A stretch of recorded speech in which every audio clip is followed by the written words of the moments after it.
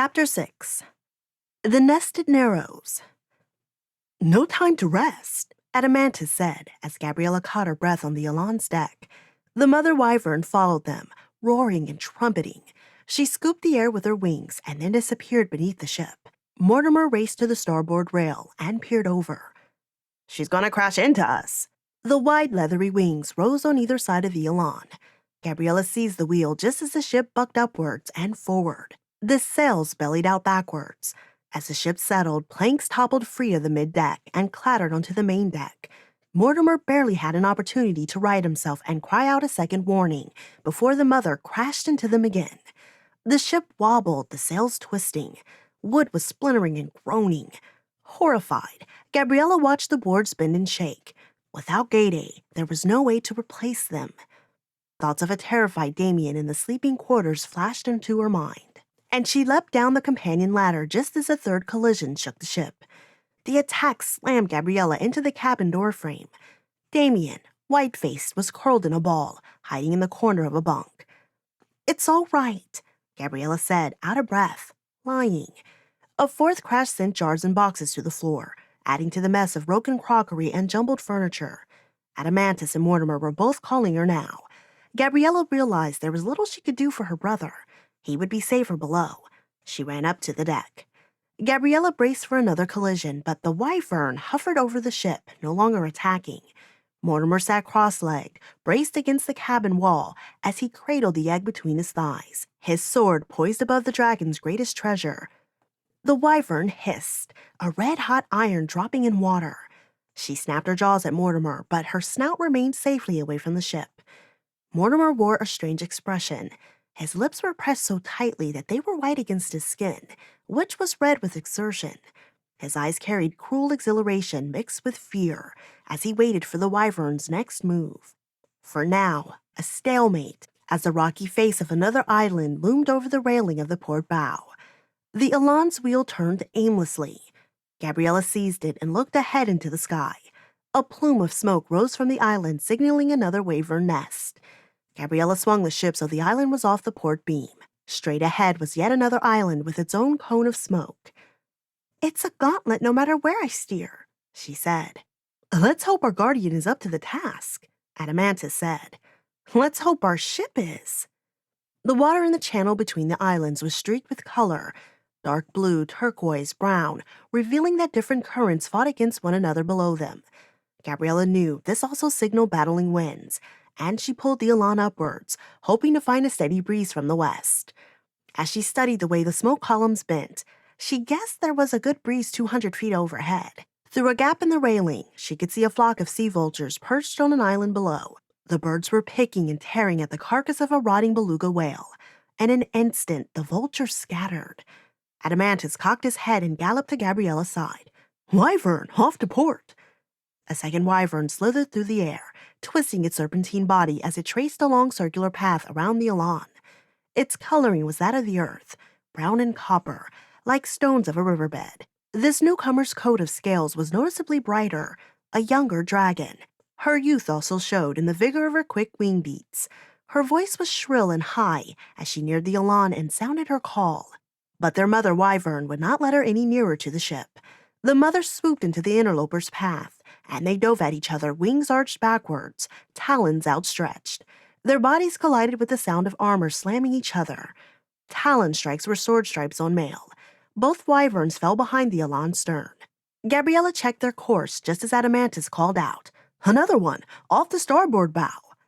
The body of the ship blocked Gabriella's view of this dragon. She leaned over out of her seat. The new wyvern was smaller and silver blue, not unlike a fish as it darted quickly, left to right, beneath them, a few lengths shorter than the Elawn. Praying that this wyvern would leave them alone, Gabriella dug her nails into the wood of the wheel while she waited for an impact. None came. Adamantis stalked up the port side of the ship. Mortimer was on the starboard, clutching the egg to his chest, shuffling through some of the fallen boards. Gabriella could see the ocean through some of the gapes near Mortimer's feet. Suddenly, one of the gapes flashed with silver. "Mr. Creedley, watch out!" Mortimer turned and ducked just as the new wyvern's tail swung up over the railing. It missed his head and instead pulled a mess of rigging into a tangle. Gabriella did not think twice. As the wyvern twisted up around the railing of the ship to discover just what had snagged her tail, Gabriella swung the ship hard to starboard, sending the sail frame swinging over the starboard quarter. The boom hit the wyvern's shoulder, sending her tumbling into the sea. Adamantus was sprawled out over the port deck, thrown off balance by the sudden change in course. Mortimer was braced against the cabin, his chest heaving as if he had just run a race. The Elawn floated adrift for a moment before Gabriella could pull the rigging taut and secure the sails. Below them, the silver wyvern recovered and resumed her pursuit. The mother wyvern was still swooping and dancing with the first attacker. Jaws snapped, teeth gleamed, like dogs in a fight. Gabriella angled the ship into a steeper climb. She heard more glass jars smashing, pots tumbling. "Hold on down there, Dameon." The silver wyvern adjusted, climbing into the sky with quick, aggressive wing beats. Gabriella glanced at the battle to their stern. The mother and her opponent continued to frustrate each other's attackers. Here, the older dragon showed her cunning, where the younger wyvern kept her tail arched backwards for balance. The older one swung hers upward, concealing it behind her wings until the last moment, then striking the younger beast in the head. The younger wyvern yelped weakly as she began to fall, dazed, her wings lax. The older dragon wasted no time. She turned and spread her wings to catch up with the Elawn. She soared up beneath the Elawn, emerging just in front of the bow like a gargantuan figurehead. Gabriella felt a frisson of pride, for this was their champion. The silver wyvern scooped backward, sounding like a broken trumpet. She seemed hesitant to continue. Maybe, thought Gabriella, the silver dragon would turn back and the day would be won. But it was not to be. The first interloper recovered from the strike to her head, came sliding downward from above, as if on a grease chute, and crashed into the back of the Elawn's mother protector. Both wyverns tumbled downward. The silver newcomer spiraled down in their wake like a barracuda in pursuit. The mother sliced at the others with her tail. The silver wyvern took the side of her fellow younger attacker and swiped at the mother beast with her talons, screeching and hissing with her high-pitched trumpet voice. Blood geysered out of the melee and spread out into red clouds. Amid so much mauling and dodging, there was no opportunity for flying, and all three plummeted towards the ocean. "Gabriella, a fourth one from the south," Adamantus said. "Demon's feet," Mortimer exclaimed. "We're lost." The wyvern was upon them, his legs lowered over the mid-deck, his talons outstretched. Mortimer screamed obscenities. This wyvern, covered in black scales with yellow spikes running down from neck to tail, looked like a hornet with a deadly stinger. Amidst her fear, Gabriella felt a spark of hope. This wyvern was smaller than the others, a juvenile, the height of a man and the length of 3. Perhaps it would not be as brazen or clever. Gabriella wondered if the 3 of them might mount a defense of the ship until the mother came to their aid. The black wyvern's teeth shone dully, the white of polished bone.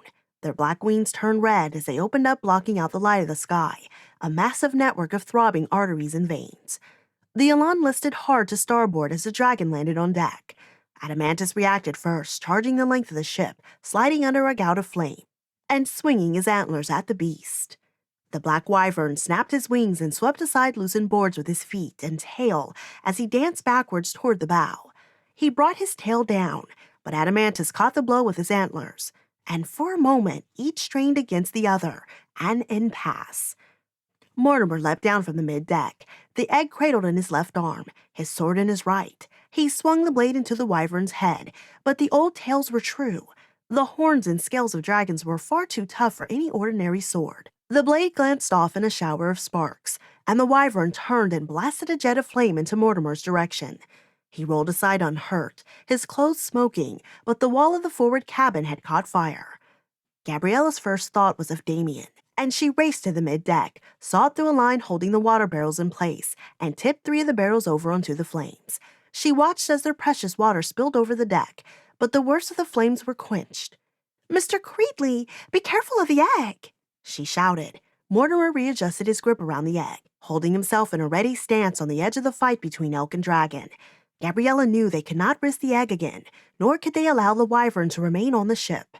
She stumbled back to the wheel well and searched for the lever she had seen Gade pull before, the one topped off by a black knob carved in the ominous shape of a skull.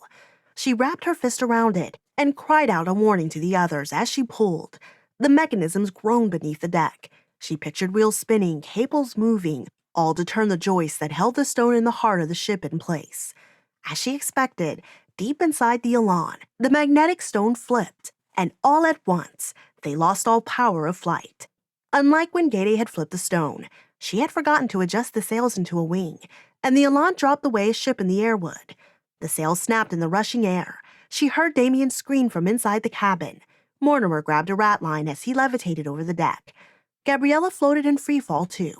But most importantly, the Wyvern, startled by the suddenness of the drop, beat the air with his wings and pulled free of the ship. Now, she only needed to stop their falling. Gabriella grabbed hold of the lever again, but floating in the air gave her no leverage to push. Her efforts sent her spinning over the banks of levers and away from the wheel well. She caught herself on the line she had fastened to hold up the rain canopy, but the wind soon caught in the canvases, and the line was ripped out of her hands. Now she panicked. The ship was falling, the sea rushing up, and she was floating away from the lever. She pictured herself as a pelican, going into a dive to snatch a fish from the ocean, its wings folded, its head down. She tucked her arms into her side and felt herself move closer to the deck. When she was close enough, she reached out, curled a single finger and then a second around the black knob. With an effort that burned in her forearm, she pulled herself close to the lever. This time, she swung her feet downward, planted them on the deck, and using her entire body, pulled the lever into its original position.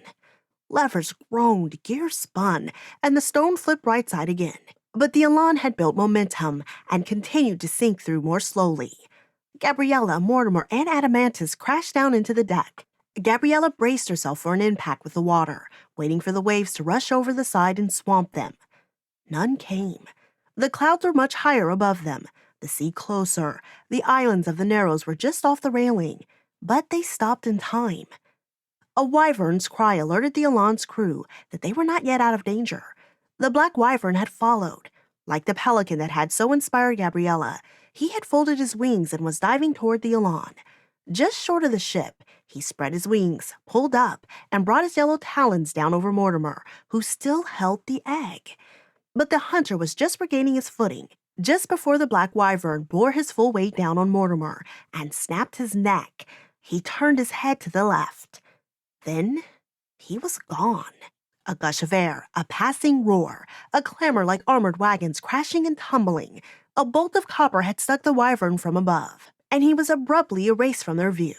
Wings, scales, and fire jumbled together and fell. It was the mother, their mother dragon. She had dropped in from above, but now there was no aerial combat, no floating battle. She had simply wrapped her tail and legs around the male, entrapping his wings. But she had also folded her own, so that together they fell towards the waiting waves. Gabriella, Adamantus, and Mortimer rushed to the port rail. "She will kill herself with him," Gabriella said. "She is tired and desperate. She may sacrifice herself to save her egg," Adamantus said. Remorse twitched Gabriella's stomach. They watched in silence as the wyverns continued to fall. The dragons shrank as they dropped. Like the clouds, it was difficult to gauge just how distant they were, but the surface of the ocean waited indifferently. The black wyvern must have sensed the water's closeness, for spurts of fire billowed out from the tangle of limbs, quickly turning to smoke. Oil clouds now tracked their progress towards the sea. 1 cloud, 2 clouds, 3 clouds. There could not be time for many more. Just before the wyverns seemed sure to crash into the sea, the mother unfolded her wings. They snapped open, full of wind. The mother's body broke free of the male's, but it was a release the male had not expected. Although he twisted his body and began to unfurl his own crumpled wings, it was too late. He disappeared in a cloud of white spray. The sound of the impact reached them like a distant muffled explosion, accompanied by a screech that Gabriella realized was the voice of a creature already dead. The waves closed, leaving nothing but a film of white foam. Mortimer and Gabriella leaned back, relieved, as if their bets had just come in at a game of dice. A few remaining flames burning about the deck diverted their attention. They beat them using their cloaks. By the time the flames were out, Adamantus, who had not moved from the port rail, announced that the mother wyvern had returned. She floated off the port bow, her eyes scanning the deck. Gabriella could detect fresh tears in her scales. There was a talon that was split and hanging, ready to break off completely. One wing was torn at the bottom. She flapped harder with the other side to compensate, yet she was oblivious to her injuries. She craned her neck over the rail, looking for one thing. Mortimer held the egg up. There were no dents, no cracks. Miraculously, he had protected it from harm. Wind gushed out from the mother wyvern's nostrils, a dragon's sigh. She was too tired to fight now. Gabriella could read it in her face. The mother banked slowly, moving closer to examine the egg. Mortimer turned it in his hands to show all the sides were whole. As if satisfied, the wyvern withdrew her head. She exhaled again, then floated off to port. "She is prepared to follow," Adamantis said. Mortimer handed the egg to Gabriella. It was warm in her hands. She carried it below. The galley was a disaster, cabinets hanging open, their contents spilled across the floor. In the next room, she found Dameon huddled beneath one of the bunks, moaning, counting by sixes to calm himself. She would have to deal with him later. In the meantime, she was simply happy he was still alive, that they all were. She secured the egg on a mattress, tucking sheets all around it and then surrounding it with pillows. Satisfied, she returned to the galley, tripping over pots and broken jars, then climbed the companion ladder back to the middeck. All the damage to the ship would have to be inspected. But in the meantime, she hoisted the sails again and set a new course, due east. Chapter 7. The Servior. The years that followed were good for Sade and Vondales. Training, learning, growing in power. Raven, as a rescuer called himself, became Sade's mentor, his order of sorcerers, the Servior, their family. At times, Sade was astonished as to his own backwardness, his limited ambitions. Once, he would have been content to remain on Elawn with his mother and brother for life. When that explained most humans had not the power of magic, but some were born with the gift. Among those with the gift, most would only ever work a weather spell with the simplest of elements, wind and water. These were the men and women Sade already met, like Gerald and his lot. But among those with power, a few had potential to learn and work the greater spells of all four elements, including earth and fire, spells of power, of healing, maiming, even life and death. These sorcerers could endow objects with power. They could walk the pathways of the spirit and could even speak with the dead. These were the sorcerers that the Servior sought out to join their ranks, and this was where that Sade had the potential to be. "You do not even understand your gift right now," Raven said to Sade. "You were lucky not to be consumed by your own release of power on the judgment. It was raw, unbridled, and undisciplined, one we Servior perceived with our own mind's eye. We knew it could only have been accomplished by a powerful enemy or someone untrained." "And am I your enemy?" Sade asked. Raven smiled. His long legs lifted to the table, his polished boots and their buckles shining. His hazel eyes squinted and he turned his narrow head towards Sade and his brother. "That remains to be determined," he answered. "But think hard on your decision. This is an opportunity you will only be offered once." Sade and Vondales took it, and were glad they had. For when they first glimpsed Slitstone, the rocky isle atop which was anchored the Servior fortress and school, Sade knew they both had finally come home. There was a niche for each of them. The Servior trained boys of power to be sorcerers, but even sorcerers needed brawn. A small army of warriors also lived on the isle and trained to be killers in order to protect their masters. Vondales was their best pupil. Sade imagined that as powerful as they were, the Servior would answer to no one. But he was wrong. The Servior were themselves servants, but to whom Raven was vague. "We serve the Eight. That is all you need to know for now. Later, you will learn more of our secrets." Sade spent the first 3 years learning magic, studying long hours in the libraries, standing upon hilltops practicing his craft alongside other novices. Some fell out. Only the strongest and hardest of heart could advance. When a boy showed too much weakness, compassion, or any lack of loyalty to the order, he was sent away on a boat, home, if he had one, exiled from the Servior forever. The order was careful in how it chose novices. Elders picked boys with backgrounds similar to Sade and Vondales. Orphans, tramps, and refugees. All had learned how to survive in the world by their wits or fists, and all recognized that rules were arbitrary, morals an unnecessary compromise, and only power mattered. So, when a younger novice was caught stealing from Sade's fishing gear, He had taken one of Sade's feathered lures. The elders gave Sade permission to decide his punishment. "Can I kill him?" Sade asked with sincerity. "If that is the punishment you choose," Raven told him. But in the end, Sade chose to spare him, not because of mercy, but rather power. He thought it was better to have the boy indebted to him. His life would belong to Sade. Not a bad trade for a fishing lure. The 4th year was one of travel. Not yet a full sorcerer, Sade did not wear the black cloak of the Servior, but an indigo one that stopped short of his knees and allowed him to climb and clamber about the deck of their ship, the North Wind. It was a small schooner with a crew of just 12 other young Servior, but Sade was given command, and he did not hesitate to make Vondales his first mate. Their mission was trade, to barter for goods and bring valuables back to Slitstone. For the isle itself had little to offer but protection and isolation. There was no place to grow crops of any sort. They did not announce themselves as Servior, but they did not have to. With his warriors, his servants, and his own aura of power, Sade did not need to announce his authority with the black cloak or the broken ring that the Servior elders all wore about their necks. Their own experiences had given him and his brother a sense of worldliness, and their own betrayals a suspicion of everyone. They were both hard taskmasters and cunning leaders. So, it was at such a pinnacle of confidence that they sailed back into Greatport. Their subordinates traded and bartered. After a year at sea, Sade had made sure all of them could negotiate a good price without using magic or charms to confuse the minds of their counterparts. He wanted them to be men of the world as well as mages, and that meant learning to rely on their wits as much as their power. Sade spent a whole day exploring the libraries and book markets, searching for spell books. He found a few, bought 3, only one of which was useful to him. The other 2 he decided to distribute to the novices on the North Wind. It was evening when Sade returned to their camp on the beach. He was finishing a meal of boiled mussels and potatoes when Vondales returned from his own errand. He approached on horseback with 6 figures in tow, each stumbling through the sand, their hands bound and their faces obscured by hoods.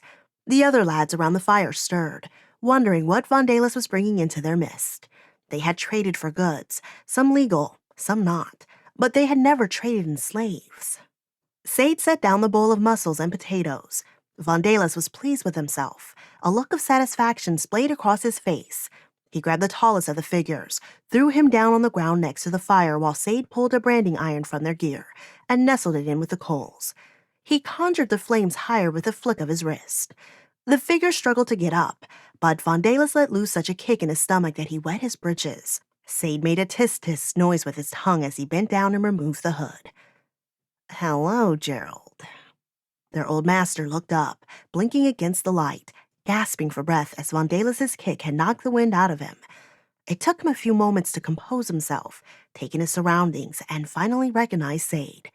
Beneath his cloak, Sade was dressed in boiled leather armor, with polished buckles, his fingers aglitter with rings, his hair a proper length and cut. He had been transformed from the helpless waif Gerald had known. Sade could not help a smile as he considered the dramatic change he had undergone.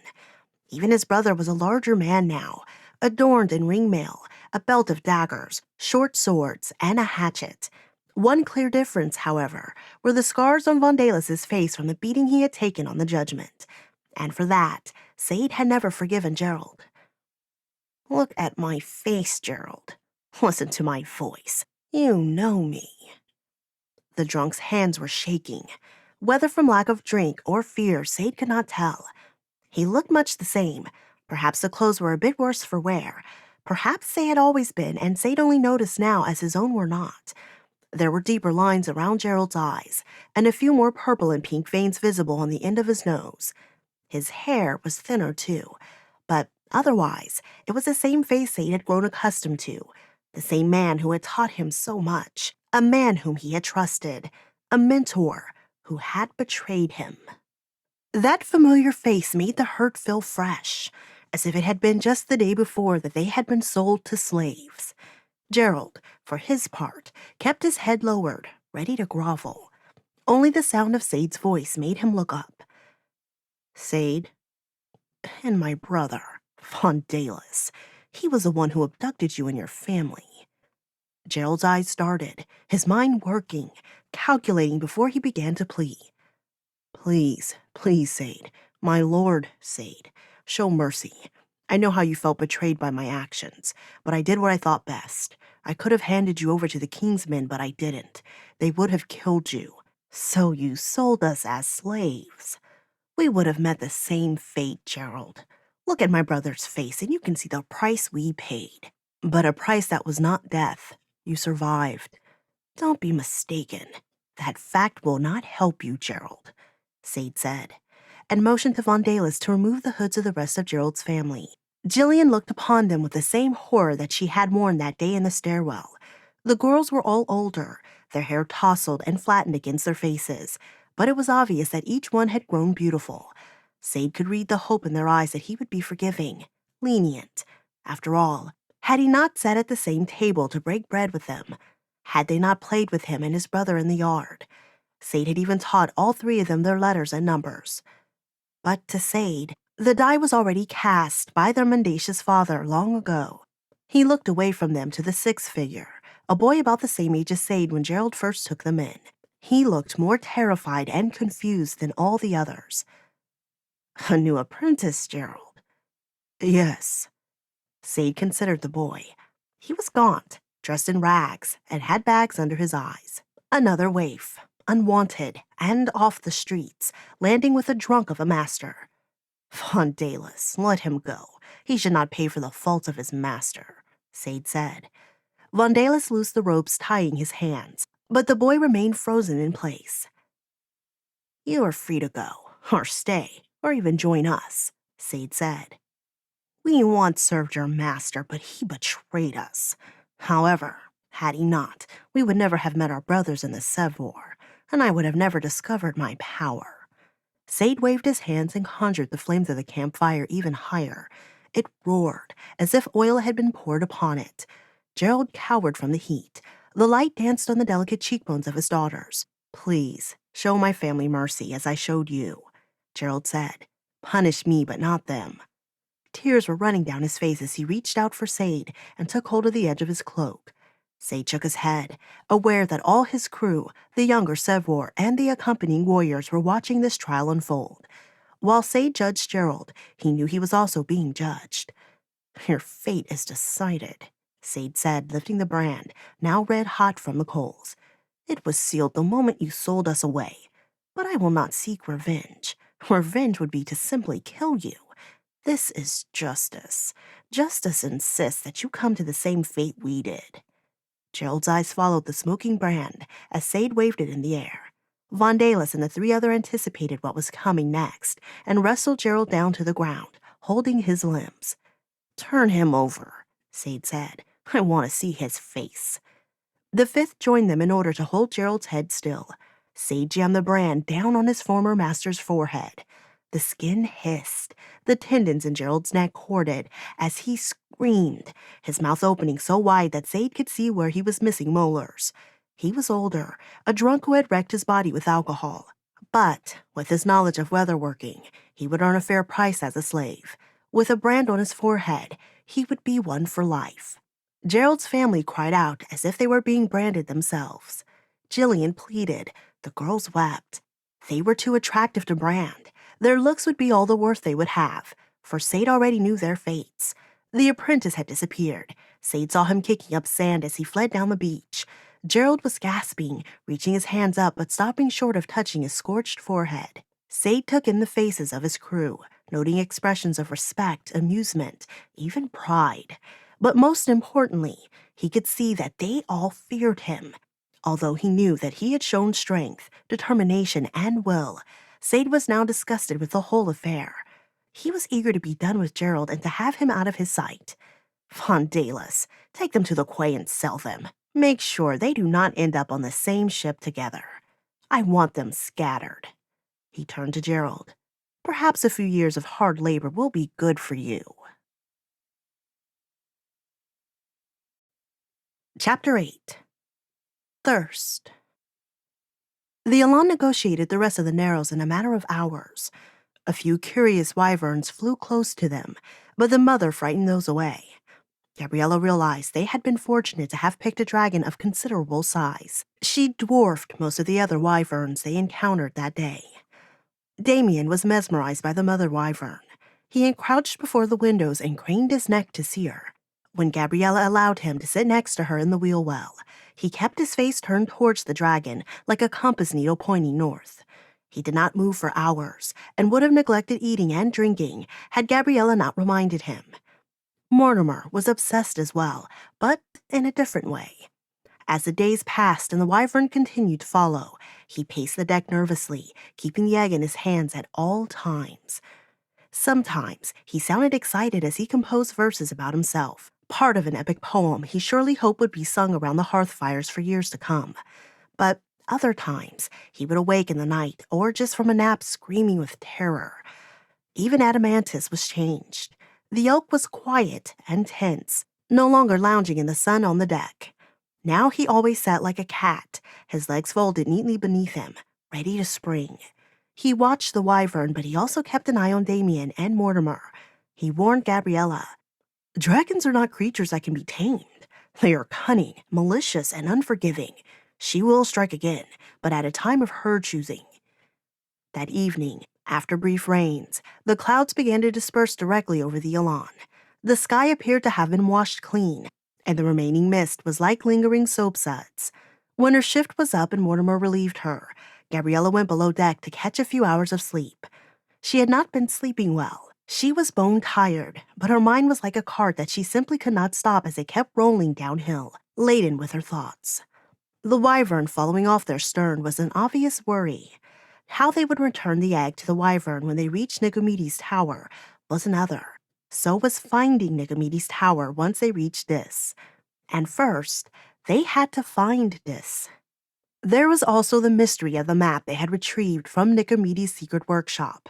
Gabriella hoped it would make more sense when they reached the tower, just like Adamantis had suggested. She had shown the map to Dameon in hopes he might recognize some mathematical pattern to the series of strange shapes. It had kept him occupied for half a day, but yielded nothing fruitful. Then, there was their water supply. They had lost too much dousing the fires.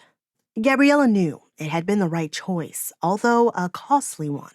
The sea was a desert, and crews went mad and died without fresh water. The Elawn had been over an empty stretch of glittering sea for some time now. They had tried to collect some rainwater in pots and cups left on deck, but the amount was negligible. Now that the nested Narrows was behind them, they had seen no islands, not even a rocky atoll. They agreed to ration themselves to 2.5 cups of water a day. Gabriella knew Adamantis was drinking even less. Such thoughts made her thirsty. She ached for sleep, if nothing else, as a temporary respite from her cares. In the cabin on a bunk, she used Dameon's method and started counting backwards from 1,000 until her thoughts came unglued from one another, and she fell asleep. Dameon shook Gabriella awake. She tried knocking his hands away and rolling out of his reach, but he was persistent. "Gabriella, you told me to come down here if the dragon got close. The dragon is close. Mr. Creedley is screaming." She rolled out of the bunk and raced to above deck. Outside, the wyvern was perilously near the Elawn. Her scaled underbelly was just a fishing pole's reach above the railing. Her right wing flapped above the empty wheel well. Adamantis stood frozen, halfway between the wheel and the wall of the middeck, where Mortimer was pressed, waving his sword and cradling the egg in his arm. The agitated wyvern kicked and snapped at the air, fire flaring from her nostrils. Sweat flattened Mortimer's hair against his forehead and ran down his neck. He believed the mother's aggression was directed towards him. "Elk, talk to her. Tell her I'll skewer her little one in here. I will, I swear, no remorse." "I've told you before, they do not have the gift of speech." "If she wanted you dead, you already would be," Gabriella said as she jumped down to the deck beside him. "How do you know?" Mortimer said. "Because you are still breathing." It was the best explanation she could offer. She did not know how she knew, but she was certain.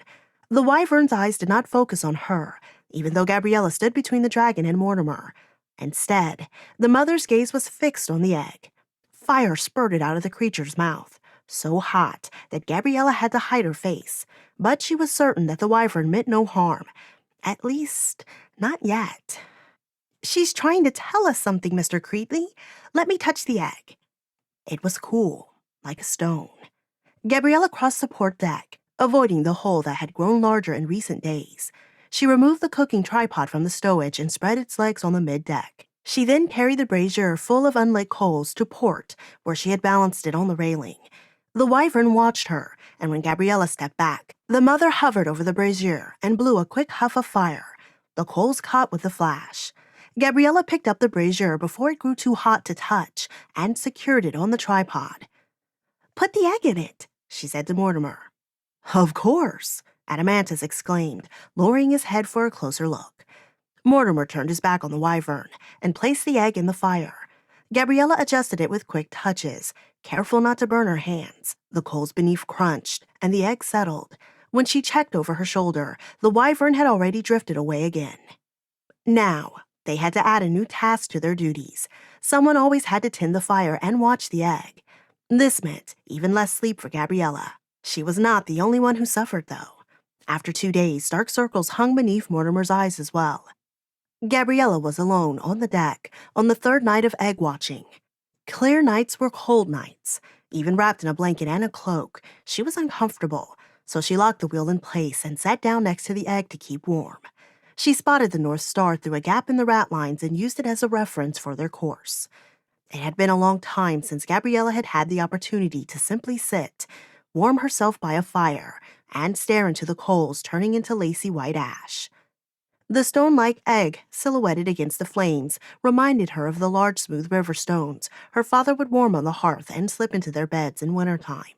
Beds their mother would make with extra blankets that smelled of cedar chests that they were stored in during warmer months.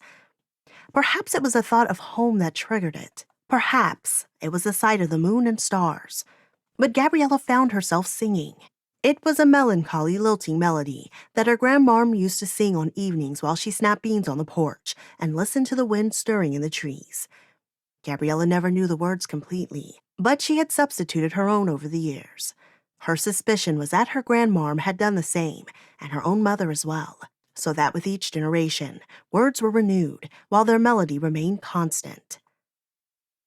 Take me to the shady cove, where my love slumbers tonight.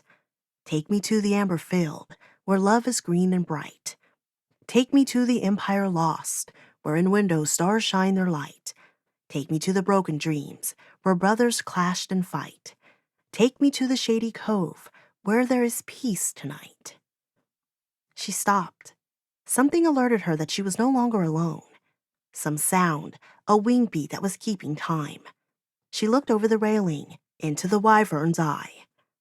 The dragon had moved alongside the ship, silent as a ghost.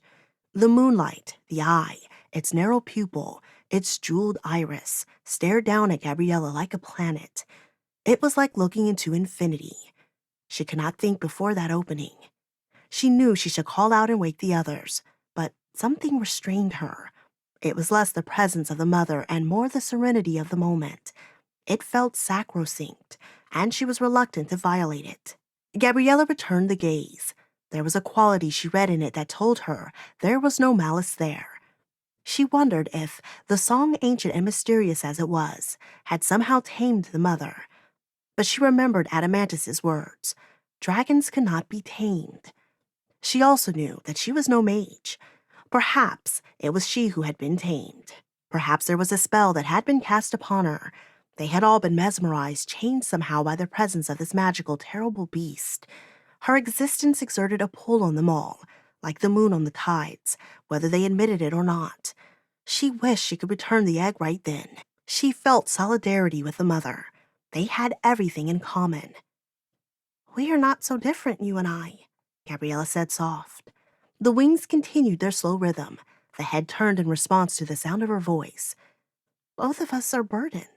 Gabriella's eyes fell to her lap where her hands were clenched. "I sometimes wish he had never been born." She shivered. Her words startled her. She wanted to believe that they had been said by someone else, but they were her own, as true as the feelings behind them. She squeezed her fist more tightly and looked back into the eye. Not the gift of speech, but perhaps the gift of understanding, she thought. The eye blinked slowly, a planet eclipsed. The mother let out a long sigh, hissing through her nostrils, then floated back away from the ship once more. Even though it was distant now, it was hard to get the eye out of her mind. limpid, knowing, wise, dreadful. Gabriella knew it was seared into her mind permanently. Perhaps as an old woman, when all her memories faded, that would be all she would have left. A dragon's eye, a jewel of infinity. She looked up to the moon. It was waning gibbous, reflecting bright white light. They were running out of time. Gabriella thought that after her moment with the mother, they would no longer be enemies. She was wrong. And it was as Adamantus had predicted, calculated and strategic, and aimed at what made them all most vulnerable. Their water. It was the latest night could be. Just before the wheel of the earth began to turn to morning, just before the stars in the east would begin to fade, Mortimer was due to relieve Gabriella, and she had allowed her chin to rest on her arm stretched over the wheel, her eyelids lifting and falling. She had taken for granted that the mother wyvern was far to their stern. She had not bothered to check over her shoulder for more than an hour. So when there was a sudden thud from the bow, Gabriella sat up immediately, frightened that she had let the Elawn drift low and that they had struck an island. But the moon traced the white path of the empty sea far below them. There was a second concussion, and she saw one of the water barrels tumbling end over end. This time, she saw the arched wings and the heavy black shape of the wyvern, blocking out the stars. She was already retreating. Gabriella screamed out, calling the others. Adamantus, Mortimer, even Dameon rushed bleary-eyed out onto the deck. "She attacked the water barrels!" Gabriella's post was at the wheel, near the egg. She pulled Dameon close to her while the wyvern continued to drift from the ship. Mortimer and Adamantus inspected the damage. Cursing, Mortimer fetched a pan and filled it with what he could salvage from the overturned barrels. But the water did not reach halfway up the sides of the pot. He seethed, his eyes darting back and forth between Gabriella and the fire resting in the coals. She was glad when Adamantus came to her, even though his news was grim. "She punctured the 2 remaining barrels with the barb of her tail." "Is that all of the water?" Gabriella pointed to the precious contents of the pot. By Mortimer's silence, she knew the answer was yes. She explained what had happened, that the mother had drifted up beneath the ship and surprised her. She said it had been too dark to see. She did not admit to her earlier moment gazing into the eye of the beast. But she sensed that Adamantus was aware that she was holding back something. Mortimer's anger at least was deflected. He cursed the dragon and ran to the stern and waved his sword at her. "I'll watch the wheel with Mortimer for a while," Adamantus said. "You need rest." Gabriella went below, taking Dameon with her, but she remained wide awake as the darkness in the windows faded and day was upon them. Day with its harsh, drying sun. They had a council of war later that morning. "We cannot afford to underestimate her intelligence. She strikes now because it is to her advantage," Adamantus said. "She must know there is a long stretch of sea without islands ahead of us," Gabriella said, retying a halyard once again. Fibers from the rope covered her hands as if she had been petting a shedding cat. The rope itself appeared to have grown thinner in recent days. "Perhaps, but that was the case long before she struck. The opposite may be true," the elk said. "There may very well be islands coming up soon, but we must not give in to her plan and set foot on them for water, no matter how tempting they are." They decided they would continue onward as far as they could before landing. Even Mortimer broke his long brooding silence. He had not spoken since the wyvern attacked to express his agreement. Gabriella suspected the trapper did not relish being outsmarted by a beast. As Adamantus predicted, they passed a number of islands that day. Many were covered by trees changing orange and yellow with the turning of the season. It was the first time they had seen forest since Kajil. Gabriella took the lush forest as a hopeful sign that they were nearing the mainland. Many of the islands had no shoreline, just trees growing right up to a rocky ledge where waves crashed and spread their spray in the wind. Gabriella saw only one island that had a gravelly beach that might be a good landing place for ships. Gabriella adjusted their course slightly so that they would fly over it. The beach was in a small cove. A shipwreck sat in the shallow water. It did not appear to have run aground. Like the ships rotting in the harbor of Foyle Island, the boat had simply sunk while at anchor. It had settled on the cove bottom, listing to the side, so that the mast leaned at an angle pointing westward. The sails had long since been reduced to tattered scraps waving in the breeze. "There is someone in the crow's nest," Mortimer said. He was right. The shape of a person leaned across the lookout's perch. Mortimer pulled a spyglass out of one of the stowage bins. After studying the wreck, he handed the glass to Gabriella. Take a look. With the glass, Gabriella could see the wreck in amazing detail. She could see the boards, the remains of ropes, and the waves swirling about what was left of the cabin. Surf slipped in and out of the windows and doorways. She panned upwards to the crow's nest and gasped. It was not a person there, but bleached bones wrapped in rags. Not even the entire body was still present. One leg dangled off the side of the nest, its bones below the knee lost to the sea. Only a bit of frayed trouser marks where a leg had once been. On the shore, she saw more bodies reduced to a tangle of bones and rags, half sunk in the sand. The wyvern followed at a great distance, but Gabriella felt her gaze like the heat of the sun. Something had killed those sailors on the shore, and something had scared that remaining sailor into the crow's nest, where he waited and died rather than come down. No one left this island alive. Gabriella turned the wheel and tilted the sails to lift them higher, away from the bones bleaching in the sunlight. 2 more days passed. They limited themselves to a few tablespoons of water per day, barely sufficient to quench their growing thirst. At best, the sips of water relieved their dry mouths, but they were wanting more.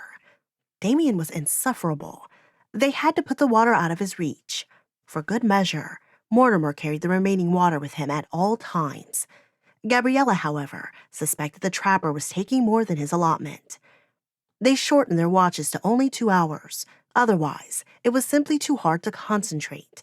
Gabriella no longer slept, but she was always weak and tired, so she did not feel awake either. This was the madness coming, the madness that destroyed crews.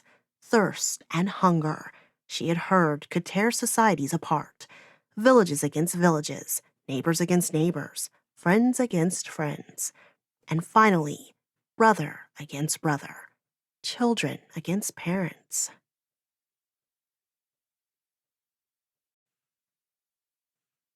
Chapter 9. Madness.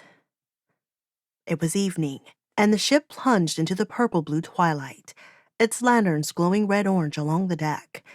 Dameon was curled in a ball in his room, angry with Gabriella because she had insisted on serving him only his ration of water. She avoided him, sitting alone on the stern, chewing a biscuit slowly. Her tongue was dry as paper, and her lips swollen and cracked. The boards beside her creaked, and Mortimer half sat, half fell down next to her. They were all dizzy. His back was to the companion ladder, and he faced the wyvern that followed off the Elawn stern. "The elk is watching the course," he said, his fingers tapping the planking beneath him. Long white cracks had appeared in the skin of his hands. Gabriella had them too. Finally, as if he had reached some resolution within himself, he cursed and began speaking. "My father was a whaler. He took our family out in a skiff one afternoon for a picnic on the point. But the tide turned against us, and we were caught by a squall as we tried to make it back into the harbor. The ship capsized. I was inside the cabin, near the door, so I swam first for the surface. But when I broke through to the air, there was no one behind me. My mother, my father, and my brother were trapped in the ship. There was still air inside. I could hear my family pounding to get out. I climbed on top of the ship. I tried pulling the boards loose, but I was too weak. I listened as they pounded and pounded. I was sure my father would be strong enough to burst through the hull, but he wasn't. The pounding stopped. The ship sank." Gabriella sat frozen. She wondered if he had gone mad to share so much. But on second look, he had his eyes closed and sighed as if relieved to speak about something she suspected he had never spoken of to anyone. He pulled his knees close to his chest, as Dameon would when upset. It was a strange pose for a grown man. His hands clasped one another as if somehow he could comfort himself through it. "I would never see my mother again," he said. "She was beautiful, you know, one of the most beautiful women in Harkness. Always wore flowers in her hair. I was sucked under with the boat," he continued. "I thought I would die too, but I woke on my back on the beach where some other children digging for clams found me. I vowed never to go to sea again." "Mr. Creedley, I'm so—" He cut her off by raising his hand and shaking it, as if he had more to say, and he did not want to stop. "That was why I hated the tapping that day on the deck of the ship. Reminded me. It did." She She wanted to apologize, but held her tongue. Mortimer shook his head and looked out at the wyvern visible against the glowing red horizon. His voice was a bit stronger now. Cursed creatures. That silver one would have had me while we were in the Narrows, had you not warned me. Thank you. Well, you saved my brother in the river. He moved suddenly and produced a corked bottle that he had been keeping on the other side of his body. It was half full of water. I found this under one of the beds. It had rolled beneath, I guess in all the chaos. He set it down beside her. Take it for yourself. The next day, the sun was hidden. Low clouds rolled across the deck. Gabriella found Adamantus speaking to Mortimer while the hunter served his watch behind the wheel. Adamantus was describing 4 precious stones of 4 different hues. 1 crimson, 1 emerald, 1 sapphire, and 1 violet. They were called the Eyes of Garmer and were worth more than all the gold in Nicomedes's treasury. The gems got their name because they had been cut to decorate a stone statue of Garmer, the 4-eyed dog that guarded the underworld. And according to Adamantus, they were somewhere in the treasure that they were seeking. To Mortimer's questions about their size and their worth, Adamantus answered, 1 could fit in your fist, but not 2. Their worth? You could cover the decks of the ship with gold and still not have the price of 1. Gabriella cleared her throat to announce her presence. Mortimer went below, his eyes glazed and distant with dreams of gemstones. Gabriella took the wheel and gazed out at the gray sea, checking over her shoulder to locate the mother wyvern. After some time had passed, she asked the elk, Why do you whet Mr. Creeley's appetite with stories of riches? He asked for a story to distract himself from his thirst. This gave Gabriella pause. It was likely that Mortimer was now even thirstier than she or her brother. And it better he covet those prizes than me, the elk said. For I see how he eyes my antlers, the way only a hunter might. Let him covet gold. There will be plenty of that, Gabriella replied. He will become obsessed with 4 little jewels we cannot find. I don't intend for him to find them. I intend for us to do that. What do you mean? I did not tell all. The stones were presented to Nicomedes as a part of the sculpture of Garmer, but they are not set in his eyes. I did not describe the rest of the sculpture, for Garmer is only a small part of it. It is a depiction of Garmer and Phallic and 3 of his Furies. Gabriella winced. Such a gloomy day was not a day to evoke the Furies. The Furies were cursed beings made of mismatched body parts from other creatures. Legs of horses, torsos of men, shelves of tortoises. Lipas, 1 Fury, had a head of a wolf. Alcaron, that of a spider. And Katab, that of a boar. Their limbs were too confusing to recall. Their leader, Phallic, who was unparalleled in his cruelty, but also his cunning, had the head of a cobra. Gabriella remembered the story of how Phallic and his minions blinded Garmer. A human inventor, Carter Oak, wanted to enter the underworld to retrieve his dead wife. Carter knew Phallic had a weakness for trinkets and inventions, so Carter made Phallic a device that would spin and throw light upon the cave walls where the Furies lived. Carter lied to Phallic and said that the toy would run forever. In return, Phallic and his Furies stole the Eyes of Garmer so that Carter could enter the underworld and find his wife. However, when the spring ran out on the toy, Phallic realized he had been tricked. One does not double-cross a Fury. Phallic stole Carter's wife for himself, ripped her limbs off, and traded them for horse and pig limbs, then made her a Fury enslaved to him. What a horrible story to commemorate, Gabriella said. So the full sculpture depicts the Fury stealing Garmer's eyes? Yes, and we will find the stones in their hands, not Garmer's sockets. Poor Garmer. How would Nicomedes have such a statue in his tower? It is a story about an inventor whose reach exceeds his grasp, who oversells an invention, who does not keep his word. It would be a sobering tale for a man like Nicomedes. Why must we find the jewels before Mortimer? To bargain. They are small, so we can conceal them. If it comes to bribing him when we return, these may pay dividends, but first he must know their worth. Gabriella nodded, moved the wheel a bit in her hands, then shared Mortimer's story from the night before. The elk turned his head and looked at her. If she did not know better, she would have read remorse in his expression. You may have done more with kindness, Gabriella, than I did by appealing to avarice. The elk walked away and stared out into the gloom. Tending the fire around the egg was especially unpleasant. The heat only made Gabriella yearn for cool water. The sight of the white ashes in the tripod made her feel as if her mouth were turning to ash. She missed many of her turns checking the fire. Mortimer did as well. When they had been 2 days without water, he tried drinking oil from a lamp. It caused him to double over in pain for the rest of the afternoon.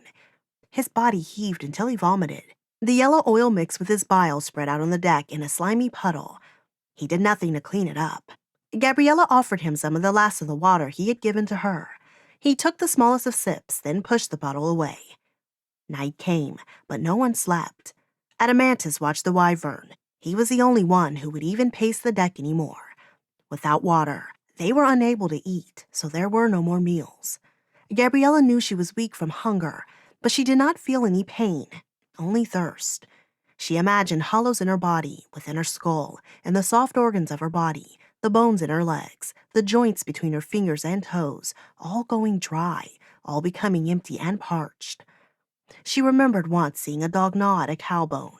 Bones were not solid. They themselves were riddled with cavities that she now imagined in her own bones, cavities that felt vast as caverns, waiting to be refilled, wind-swept desert caverns. She felt entire chambers within her, calling out for flooding. A desiccated fish skeleton resting on the floor of a bone-white cave. She snapped her head up. She was losing all sense of proportion. She tried to bring herself back to the present, but all she could think of were her blistering lips. It took all of her resolve not to pick at them. She licked them with her tongue, which only made them worse. Dameon, when she had checked on him, had not refrained from picking. His lips were red, raw, bloody. Another night came. The wind, which she usually welcomed, was cruel, robbing them of remaining moisture. The sails flapped. They fell loose more and more often as the ship wore out, and Gabriella possessed less and less resolve to fix them. Adamantus did his best to help her, as she would stagger up and try to tie knots through her dizziness. She could not even pull the ropes taut any longer. For that she relied completely upon Adamantus, who gripped their fraying links in his teeth. All the while, the black bat of the wyvern followed. Gabriella contemplated the ocean water below. So much water. She yearned for it in her body so that she leaned into the railing. Before she knew it, she lost her balance. But as the ocean swept upwards towards her, Adamantus was her savior. Through clenched teeth clamped on the collar of her shirt, Adamantus said, "Let's move away from there."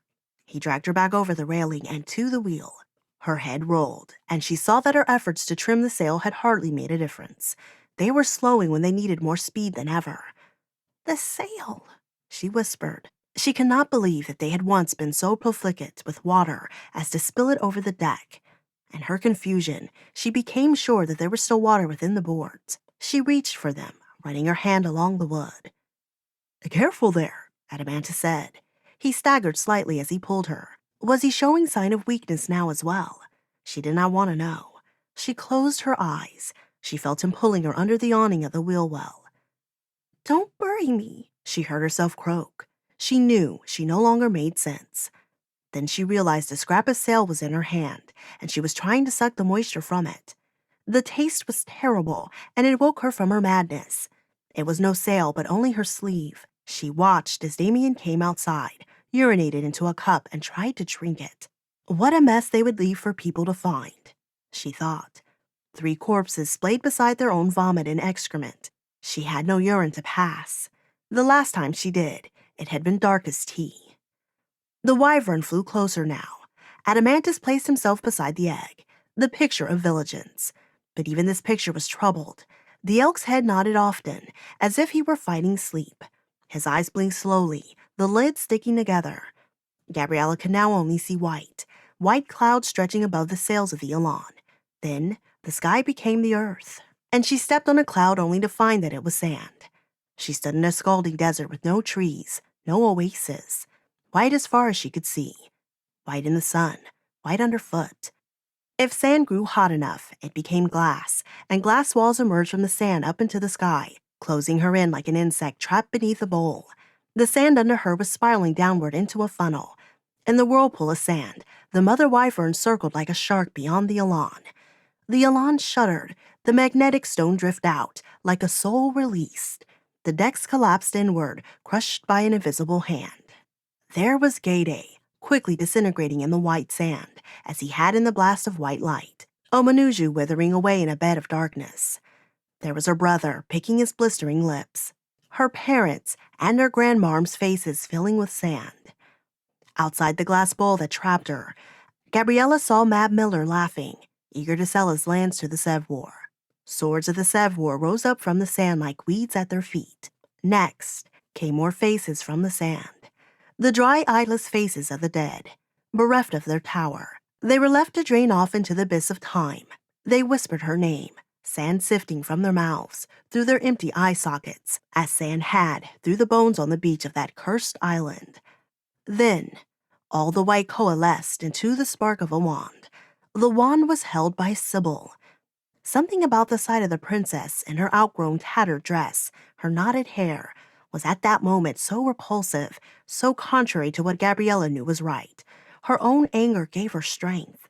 She sat up to take the wand, but her hand landed on something different, thicker. She struggled to open her eyes. She knew she was dreaming, but her lids were heavy. It was like pushing a boulder uphill. She had no strength. Now, she saw a figure walking towards her. Sade. He told her to hold the wheel. They were almost there. She opened her eyes. To her surprise, she was indeed holding the wheel. Through the railing, she saw the russet colors of trees in autumn. Streamers of mist waved between the boughs. The scent of the air had changed, replaced by the soft, fresh smell of trees shimmering with leaves. Land, land, land. Land as far as she could see. North and south, fat, solid, real land. She understood what she saw, even if her mouth could not form the words. Chapter 10. Eastern Lands. Gabriella tried calling to the elk, but her throat constricted in pain. Adamantus rested his head on the deck as if asleep. She knew she had lost consciousness, had hallucinated, and should not have relaxed, but she sighed with relief at the sight of the eggs safely in the brazier, the coals turning to gray ash. She watched as trees, unbelievably, passed beneath her only to be replaced by sea. She sat up. They had overflown an island, but dead ahead, land had extended to the horizon in all directions. The shore was distant, but a peninsula extended towards them like a welcoming hand. She cranked the wheel and pointed the bowsprit at it. She used her knee to move one of the levers. The Elawn pitched downward. Land. Beautiful land. She realized just how vulnerable they had all been, and still were, and was boggled that the wyvern had not attacked. She checked their stern. The wyvern was still there, but so distant she was indistinguishable from a bird. The gleam on her scales was lost in the morning mist. Why had she stayed her hand? It made no sense. Adamantus roused himself the instant his nose detected the change in the air. He craned his head upwards, looking once over the bow at the land and once to the stern for the wyvern. She did not attack. The egg is still here, Gabriella rasped. The elk struck the deck with its hoof until Mortimer emerged from below, hanging onto the cabin door for balance before collapsing in the doorway, breathing heavily. It was a great effort to accomplish even the smallest task, but Gabriella called on her last reserves to pilot the ship. There were no breaks in the forest, and she did not want to leave the ship vulnerable on the shore. It would be best, she decided, to sail it into the woods. Hopefully, it would put them much closer to a stream. The Elawn descended, creaking and groaning, and Gabriella did nothing to slow the ship. Their landing would be an abrupt one. She wrapped the egg in a cloth before Mortimer tipped the ashes overboard. The Elawn continued her descent towards the hills. The treetops loomed closely now. Like those on the outer islands, these were full with colors of autumn. The smell of land, trees, leaves, mist, grass, earth was pungent and powerful. Gabriella found it hard to believe that she had lived back home taking such glorious smells for granted. She staggered to the sails and simply let them fall loose. There would be time to fold them properly later.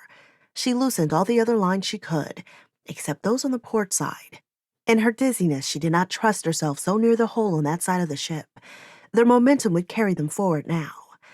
Mortimer stirred and crawled on all fours away from the stern. Adamantus leaned himself against the mid-deck. Gabriella stood in the cabin doorway and called to Dameon, warning him they were landing. He staggered to her, steadying himself against the table as he moved, a bit like a toddler learning to walk. At the door to the main deck, he dropped to his knees, murmuring nonsense. Gabriella pulled him against her. It was one of the first times in her life that he let her hold him without resistance. She was surprised how satisfying it was. She dropped her own head into the crook of his shoulder. "Brace yourself," she whispered through cracked lips. What started as a soft rustling of leaves brushing past the hull grew into thuds and bangs as the Elawn pushed its way past larger branches. Trees scraped along the hollow hull, punctuated by snapping limbs. Branches and leaves rained down on the deck. Overhead, boughs snagged on lines. The lines Gabriella had loosened slid harmlessly, making high-pitched whines as they burned over branches. But those on the port side caught, snapped, and popped. A row of dead eyes snapped free of the ship as the lines threaded through became tangled in branches. A branch crashed down onto the deck as the Elawn slammed into the hillside. Gabriella and her brother were tossed forward into the cabin. Contents of compartments rattled, boards squeaked and groaned. Dark, loamy forest soil spilled over the bow, tumbled down, and fanned out onto the deck. Gabriella and Dameon stepped out of the doorframe. Mortimer laughed with relief, although it sounded more like croaking. Dameon swayed from one foot to another, dazed. Adamantus leapt overboard. Gabriella crawled through the acorns, twigs, and leaves littering the deck. Leaves, leaves, leaves, she thought over and over again. Never had leaves looked so beautiful or novel. The acorns that had fallen were strange, an oblong shape, not like the round ones she was used to. Adamantus leapt back onto the deck, his hooves loud and lively. "A stream is just beyond that maple tree." Water droplets fell from his chin. Gabriella resisted the urge to lick them off. Instead, she pulled her brother to the bow. Plowing into the hill had partly buried the Elawn in the earth. Adamantus leapt over the railing again, and Gabriella threw Dameon onto his back like a sack of potatoes. She followed them to where a stream pooled, before tumbling down in a short waterfall. Gabriella dragged her brother off the elk and put his face down by the water. She cupped her hands and took deep draughts of the blessedly cold water. She never thought she could savor wetness as much as she did just then. Dameon was not drinking. She lifted a cupped hand to his mouth, but he looked away. "Fine," she said. "Dive in, Dameon. I've done everything I can." The water was invigorating on her back and shoulders as she poured it over herself. Dameon finally crawled forward and began drinking. Adamantus returned to the Elawn and dragged Mortimer through the undergrowth to the stream, where the trapper doused his head and gulped the water. Oil spread from his hair and skin and left a sheen on the surface. Gabriella remembered the day on Harkness that Mortimer had jumped into the mill race to save her brother. His hair had looked so much like an animal's that she had thought him a beaver or otter at first. Gabriella moved and drank from the other side. She felt as if she would never be sated. Her mind was already clearing. The cotton was gone from her mouth, the chaos from her head. She felt like her thoughts were as clear and flowing as a stream. She rolled onto her back and closed her eyes. She heard Adamantus kneel beside her to drink. The sound of his lapping tongue and his deep gulp soothed her, and she slept. They must have slept there for hours. When Gabriella stirred, the light in the forest had changed. Amber afternoon sunlight was streaming through the leaves from the west. Mortimer and her brother slept, taking deep breaths. The color returned to their faces. Gabriella stood up slowly, for she was dizzy with hunger, and made her way over a carpet of leaves to the Elawn. Adamantus followed her. She groaned, setting eyes on the Elawn. Gabriella had not even bothered to drop anchor. The bowsprit had snapped off. The prow of the ship was half buried. The ship had pushed the soil up and out to the sides like a plow in a furrow. The Elawn's stern still floated in the air and stirred with the wind. The paneled sails, branches tangled in the lower rigging, were spilled out over the mid-deck. Loose ropes hung aimlessly.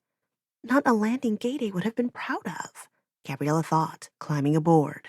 She looked up through a gap in the branches at the afternoon sky. There was no sign of the wyvern. Odd that she still has given us such a long leash. I don't like it, she said. Nor do I, said Adamantus. As if the same thought occurred to both of them, they looked to the storage compartment where she had put the egg. Gabriella opened it and unwrapped the cloth around it. The egg was intact. It's still warm, too, she said. Good. Let us keep it wrapped for now to keep it warm.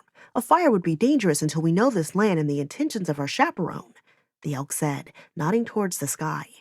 Gabriella nodded and turned to study the opening they had made in the trees. With the fading light, she was confident that the remaining leaves and branches would obscure their crash site. She was about to say so when she felt something in the egg move. What's wrong, Gabriella? The elk asked. Suddenly, she was not sure if she had felt anything at all. Nothing. I think I am just dizzy. We should get some food. Their stores were almost gone. She brought the last of their biscuits to the stream, where Dameon and Mortimer woke slowly. The trapper offered Dameon a few biscuits before he took some for himself. While Adamantus left to explore their surroundings more thoroughly, Gabriella retrieved their blankets and sleeping mats. She made a small camp beside the stream, hid the wyvern egg in her blankets, then returned to the Elawn again, Dameon following her. The rear cabin was in disarray, but she gathered salt, sugar, and the last of their salted meat and dried fish. She also collected pots to carry water. Dameon waited patiently while she piled the supplies in his arms. Mortimer had fallen asleep again. She let him rest while she and Dameon ate some of the fish and meat. As the sun painted the treetops in pink, she and Dameon walked down the hill and sat beside a second pool of the same stream. Adamantus was not back yet, and Gabriella felt comfortable being frivolous. She and Dameon picked stones out of the bank of the stream and tried skipping them over the pool. They attempted to play a game with colored leaves where they dropped them into the current and would watch them race. But the stream was too slow for it to be very riveting, so they tossed rocks and attempted to sink the leaves. They skipped 36 stones, for a total of 96 skips. He seemed pleased by those numbers since they were all divisible by 3, or so he said. They had set 16 leaves in motion in the pool, sank 5, missed 10, and 1 floated away. Before long, they were both exhausted, their energy still limited. Gabriella stared at the stream, watching the water skimmers upon the surface. There were water skimmers in streams on Harkness, too, but they were larger and had filament-like legs. These were smaller, but their bodies were fat like beetles, and their legs hairy. She realized that many of the species of planets and animals in this land were familiar, yet slightly altered. The odd-shaped acorns, the leaves that had the texture of oak but were smaller with more forks. There were also species of trees she had never seen. One tree had bark peeling off in rolls like paper. Another species of pine was taller than she had ever seen, and at the top of its slender trunk, it was not cone-shaped but flat. She saw a chipmunk, but it had a bushy tail like a squirrel. The squirrels themselves were huge, long, and unusually colored, black and gray, much different from their cousins on Harkness who were red and dainty. Dameon became fixated upon a pine cone, counting its spurs, irritating Gabriella. When he became fixed on his numbers, it was hard to reach him, especially with her weakness in math. For a few minutes, it had felt like she had a normal brother, save for the counting of their game at the end. Then she realized she did have something to share. She asked him for the pine cone and, pointing to its design, explained to Dameon the sequence of numbers, each number being the sum of the 2 numbers before it, 1, 2, 3, 5, 8, and how it often appeared in nature. Dameon was skeptical at first, insisting that plants could not count. They searched the forest floor until Gabriella found a leaf stem that demonstrated the same pattern. Dameon was riveted. He began to pluck stems and count each one. When he found that each was uniform, he turned his back to pine cones, determined to find one that was an exception. She lost him to his obsessions, as she always did, but at least for a short while they had shared something. Soon, she was thinking about all they still had yet to accomplish. She thought about how much ocean they had crossed and how long it had taken. Now, her mind filled with all the tasks they had to do, just to find this. They had to refill their barrels. They had to clear the decks. They would probably have to use the poles to push free of the landing site. They had to repair damaged planks. They needed more food as well. They certainly did not have enough food to reach home, especially if the wind was not in their favor. She wondered exactly how many days they had been away from Harkness and how many days they had left. She started calculating but lost track. She turned to the ground, brushed aside leaves, and tried making a tally in the dirt, but she ended up sweeping it all away in frustration. By any estimate, it had taken them nearly 3 weeks to reach where they were now. That left only days for them to locate the treasure and return. It could not be done.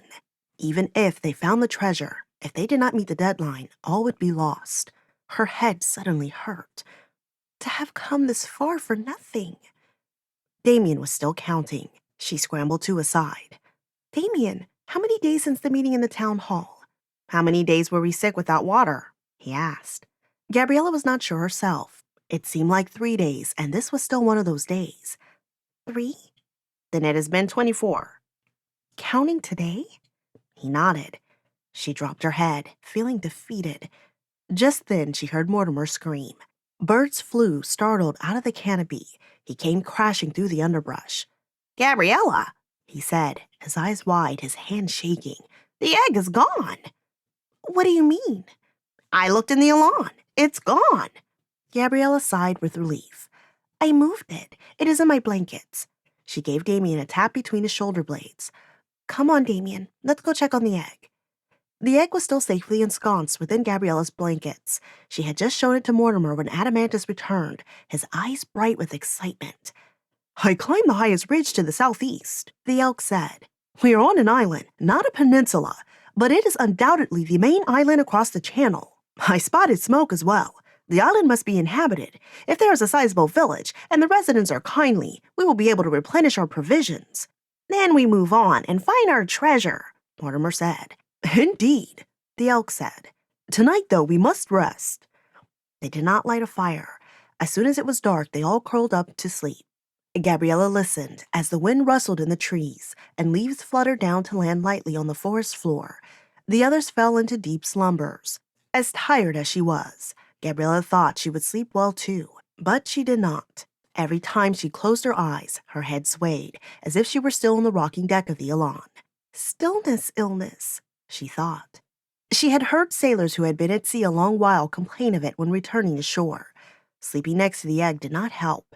It was warm, so she had hugged it against her chest, but a few times she was startled awake when she thought it moved. She concluded it was only the beating of her own heart that had startled her. It must have been long after midnight by the time she finally drifted off. She woke up in the morning to the sound of bird songs, melodies and voices that were wonderful and exotic, and the luscious smell of frying fish and potatoes. Mortimer was making a breakfast feast complete with bitter root tea. Gabriella opened her mouth to protest the use of their last supplies, only to remember they had finally found land, and most likely a new source of foodstuffs. After breakfast, they turned to the Elawn. All four of them set to work, Dameon sweeping the decks, Adamantus spearing fallen branches with his antlers and tossing them overboard. Mortimer worked in diligent silence on the water barrels. The repaired seals were not perfect, but they would have to do. Mortimer, Dameon, and Gabriella hauled water in buckets from the stream until the barrels were filled again. Water leaked so steadily from one that they salvaged what they could into pots and buckets. As she worked, Gabriella scanned the sky for the mother wyvern. There was a faint object in the clouds that caught and reflected the sun's light that could have been the dragon, but it was so distant she was unsure. She took Dameon with her through a hatch in the mid-deck to inspect the magnetic stone that gave the ship its lift.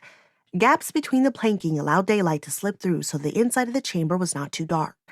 To Gabriella's surprise, she found some of the metal buttons ripped from her tunic still stuck to the bottom of the stone from when she had crashed through the deck on her first day of sailing.